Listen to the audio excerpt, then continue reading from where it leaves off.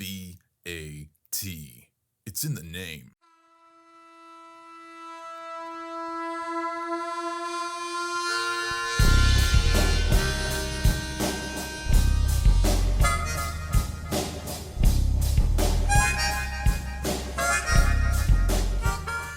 Welcome into the Friday Refresh, brought to you by the Adventures of Ben and Travis and the Joy Rider, the second book in the series. It focuses on helping you learn how to find joy in difficult times and see how people with special needs also have some wonderfully special powers of encouragement.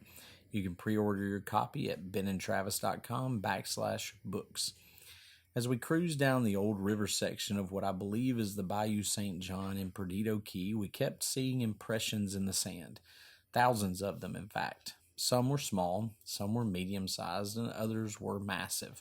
My mentor and friend, Lonnie Jones, had asked me to accompany him on a bow fishing excursion one night as we were staying in Orange Beach for a counseling conference.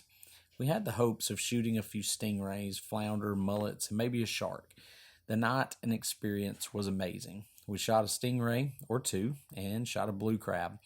It wasn't the most productive bow fishing night I've ever been on, but any night on the water with a bow in my hand is a good night. And a night where I get to shoot at some creatures I've never gotten to shoot at before is special. And then getting to enjoy being on the boat with a man who has served as a mentor and a friend for many years is just icing on the cake. We have had a blast. We had a blast and have continued to have a blast this week and hope that it won't be the last time.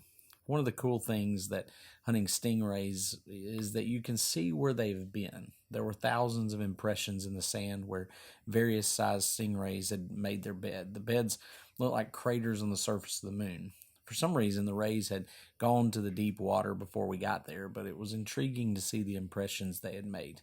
Some were small impressions, like the size of a small plate. Others were the size of large tires. Impressions of the past, a mark left for others to see. It's been about 16 months since my dad said goodbye to his earthly body. He's been tormented the last few years with Lewy body dementia. It changed his mind and it changed his personality at times. But the impressions he had made before his illness and passing made a lasting impact.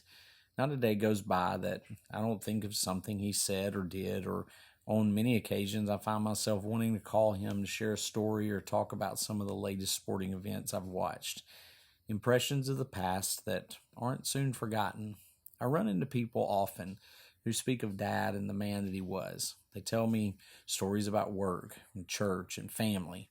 He served as an elder for quite some time. He led singing and enjoyed going to the circuit singings at the churches in the county. He loved the company he worked for and the men and the women that he was around for 35 years or so. And everywhere he went, he seemed to make an impression. I could brag about a lot of the things that he did, but I realize you have people in your own mind who've made impressions in your life and the lives of so many others. And the thing about impressions, the ones made by the way we live our lives and not just the stingrays in the sand, is that those impressions outlive us.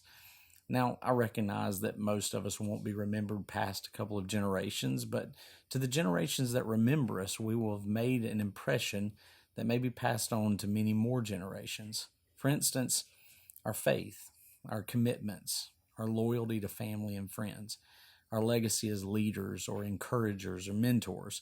Impressions of the past will be left at some time in your future. What will those people say about the way you lived out your life? So I challenge you to dig deep and leave some impressions worth following. Wouldn't it be great if long after you're gone, people are still thinking and smiling about the impressions that you made? And that is your Friday Refresh.